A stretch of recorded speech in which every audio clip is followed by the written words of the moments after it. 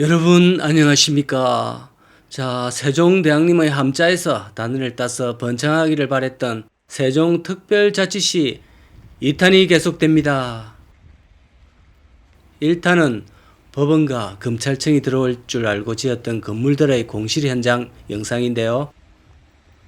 이번 영상 끝나고 궁금하시면 또 한번 보러 가시기 바랍니다. 이번 2탄에서는 세종에서 역대급으로 큰 건물인데 거의 통으로 비다시피 한 행복한 어쩌고 하는 그런 건물입니다. 집중적으로 밖에서부터 내부까지 한번 돌아보겠습니다. 다 돌아보는데도 한참이 걸릴 것 같습니다. 한때는 온갖 가문이슬로 분양을 했겠지만 지금은 아이고 정말 처참합니다.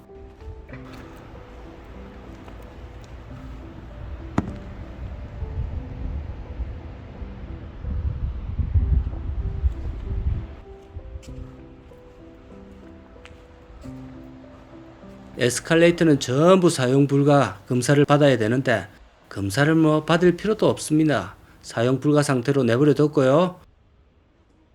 쭉 한번 보니까 지산을 보는 것 같습니다. 사실 지산과 크게 다르겠습니까? 이름만 살짝 바꿔가지고 결국 건물 분양 해먹는 건데 이름은 뭐라고 지어도 상관없습니다. 영업이 되느냐 안 되느냐 그게 중요하지요. 세종시의 상가공실 문제는 이게 이제 해묵은 고질적 문제가 되고 있습니다.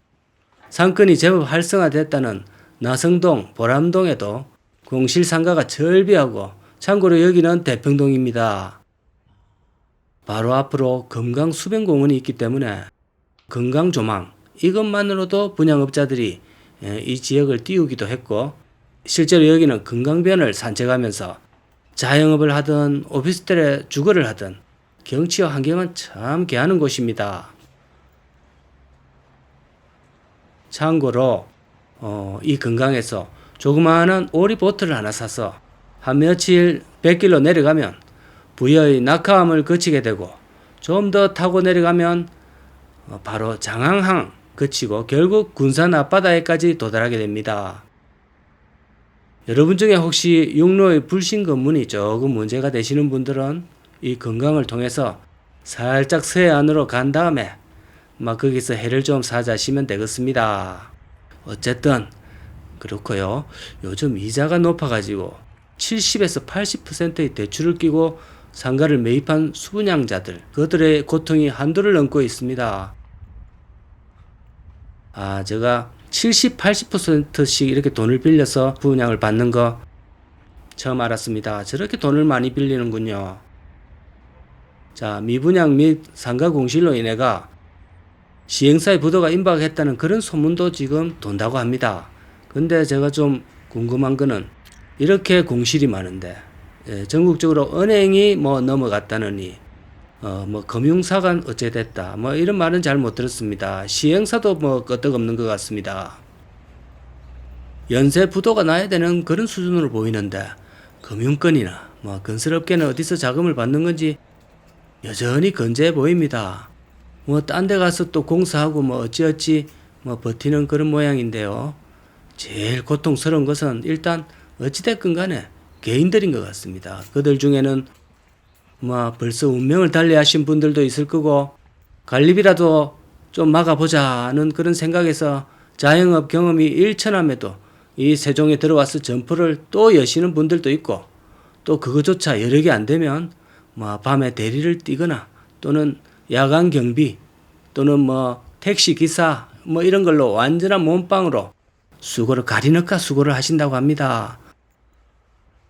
호미로 막을 것을 가래로 막고 있는 형국입니다. 편안한 노후를 생각해서 월세를 받겠다고 그게 목적이었는데 현역 때 한참 일할 때보다도 더 일을 더 열심히 해야 되는 또 그 모습을 도와가면서 지켜봐야 되는 식구들조차 건강을 잃을 정도로 스트레스를 같이 받고 있는 실정입니다. 분양을 잘못 받으면 가정 불화로 결국은 버티다가 결국은 이혼도 하게 되는 경우가 종종 있다고 하거든요. 이런데 자금이 물리고 계속 고정 비용이 나가게 되면 그 개인이 받는 스트레스는 정말 막대합니다.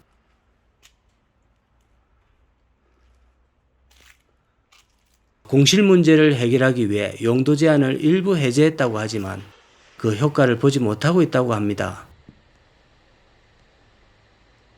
또 세종의 문제는 주변 환경이 이렇게 공실천국이다 보니까 누가 하나 들어오지를 못합니다.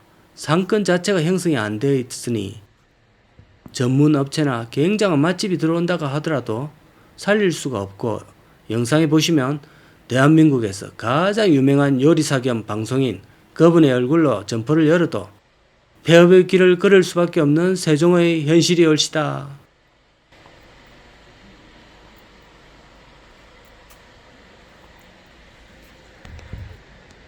수도권 및 광역시 중대형 상가 공실 비율이 세종시가 21%로 가장 높다고 합니다. 22년도 자료이고요. 세종시 거주자의 인구 수준이 충분하지 못하고 그나마 또 미성년자 비율이 상당히 높다고 하거든요. 세종 시민의 소비는 수도권이나 대전, 충북, 청주 등 인근 도시에서 하는 경우가 많습니다. 자, 이거 한번 보세요. 저기 한국에서 제일 음식을 맛있게 한다는 요리의 신 되시겠습니다. 해맑게 웃고 계시는데요. 개별 점포의 성패는 저 요리의 신도 결국은 해결 못하는 것 같습니다.